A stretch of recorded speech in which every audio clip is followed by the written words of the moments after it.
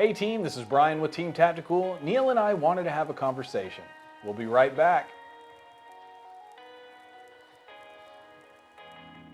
So it's been a while since we've been on camera together for a while. Usually one of us is behind the camera and the other is in front. But instead of a shooting video like we usually do, we wanted to just have a conversation about guns in general and the way of the world right now. Everybody is entitled to their opinion. Everybody has an opinion. We're not here to sway you one way or another. We're just going to kind of talk about how we feel things are right now. And this isn't anything new, it's just our take on how it is. You have expressed to me frustration, like many people, about trying to find ammo, trying to find firearms at a good price, parts at a good price, especially parts for you right now because you're in the process of building multiple things. Right. No, absolutely. I mean, things have definitely got tough, and I think we should have taken precaution whenever we had the great toilet paper scarcity of 2020. That was the first thing to, really be hit, right? That commodity, yeah. Yeah, and I didn't understand that at first, and I didn't really heed the warning because that was just the first thing, right? And at that time, I believe we were still hitting up the range. It was the very end of it, though. Right. Yeah, because we kind of knew that we needed to slow down. Things were happening. There were stay-at-home orders and whatnot, and that was mainly the thing. Right. We needed to follow those guidelines and whatnot. A lot of unknowns. Like, we just didn't know what was happening. Looking back, I mean, it's a year later, and thinking about how scary that was, our mindset was totally different than what it is now. Mm-hmm. I mean, it's just how it was. You're right. I mean, after soaking it in for some time, I mean, there's a lot that's been transpired, but along the way, I think that's where many have had the realization. And I don't think I've ever had to really stock up on ammo because we traditionally went every 2 weeks and we picked up several hundred rounds, prior to going to the range. I had a little stash at home, but nothing that would hold me over for quite some time, right? So I never really had to get into that. Even through previous years of, things happening, I mean, this has probably been the worst that I've seen overall. And, a lot of things happened. So we had the social, things happen as well. And on top of that, I mean, we have millions and millions of new firearms owners out there, which is great. But that's kind of like the perfect storm, right? We have all these things happening at one time, and we can only manufacture so much. You know what I mean? So they can't just open up new factories, buy new equipment, right? Train new people, and I'm sure with the restriction of how many people they can have at a time in one place. So plus governmental regulations on waste product or lead or there's sourcing. You're right. So there's that issue of I know at a point we had a problem sourcing some of those raw materials, right? So it wasn't even totally that they couldn't ramp up the production. Even if they could, there was nothing to make them with. Right, they didn't have the raw materials to manufacture. Right. So here we are. I mean, we're in second quarter-ish of 2021. Things are getting better, I've noticed. I mean, you can go to a lot of big box stores out there in general and start to see that there's a lot more available, right? And that's been a good glimmer of a hope lately, because there's still a limit every time I've gone, but at least I can get some when I'm there. So I'm picking up a couple of boxes as I can. And although I'm not shooting as regularly as we have in the past, still doing it as much as we can. Right.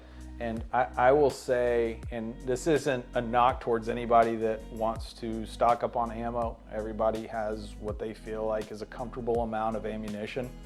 I know from our experience, we both have a small stockpile for what we need for the range and for personal protection, but we weren't stocking up nor prepared to stock up on thousands and thousands and thousands of rounds.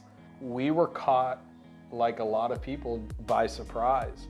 I had no idea that there were going to be so many new gun owners. Well, I think and that's what I was about to say. I want to talk about that for a second. So new gun owners, and this kind of goes out to the new gun owners. I see all of the reports. I see all the background checks. I've seen those numbers, and it's fantastic that more and more people are purchasing firearms. For any new gun owner, I cannot stress enough that owning a gun is not enough. Training, training, training. If you've purchased a gun, there should have been some other things you purchased at the same time. One being a good gun cleaning kit. The second is a place to store that firearm safely. So it's real important that you go for some training as well. Using a gun 101 class is a good step in learning how to use that firearm. Learn what you can, but train. Train, train, train. It's that important. And my thought is people are purchasing these new firearms to have it, and it gets stuck up on a shelf. And I would like to see a lot of new gun owners at the range getting into this sport. It's a lot of fun, and it's really enjoyable. And I think it's rarely do we come across somebody at the range that is not fun to be around. There are what we call gun snobs out there, but I'd say, the people that we've approached, especially since we use cameras every time we go to the range, I think it's just been a wonderful experience meeting so many new people. So for all the new gun owners out there, clean it, lock it up, train, and train. So. Now I'm going to echo off of that as well, because it's not just for the new gun owners, right? I mean, for the existing guys too. Like every time I pick up a new pistol or rifle or anything like that, it's new. It's going to shoot differently. It's going to shoot differently than my previous gun, but not only that, but it depends on the ammo I use as well. So training for an existing gun owner is also, key, right? So it's not just about, the new people. Yes, I mean, you're brand new, so I get what he's saying. Definitely learn your pistol, right? You need to know what that feels like to shoot, what it sounds like, and if you're gonna get defensive ammo, because there's a difference. There's practice ammo, and then there's defensive ammo, right? You're gonna need to practice. You're gonna need to spend some money and practice with that defensive ammo as well, just so you know how your gun is going to react and how you're gonna be able to handle it. I mean, there's so many different, different factors that you have to, keep into consideration. So, yeah, just spending the time to train and, just get out there and just do it. And if you keep putting it off, I mean, what if you actually really needed it? Will you be prepared? Will you know how it's going to react? It should hopefully, ideally, become second nature to you. So in the case that, when something does happen and you need it, you're not having to think about it. You're going to just get it. The muscle memory. And you're just going to react, right? The worst thing that can happen, and my worst fear, is that you're stuck in that situation and you freeze and it gets taken away from you. Then what? I think we just wanted to have a talking video.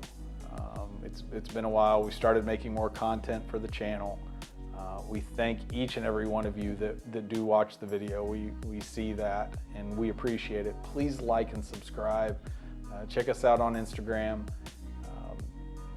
and message us. let us know if you have questions. And if you're in the Dallas-Fort Worth area, let us know. And maybe we'll see you at the range. Thanks again, everybody. We'll see you on the next video. All right, thanks, guys. Stay tactical.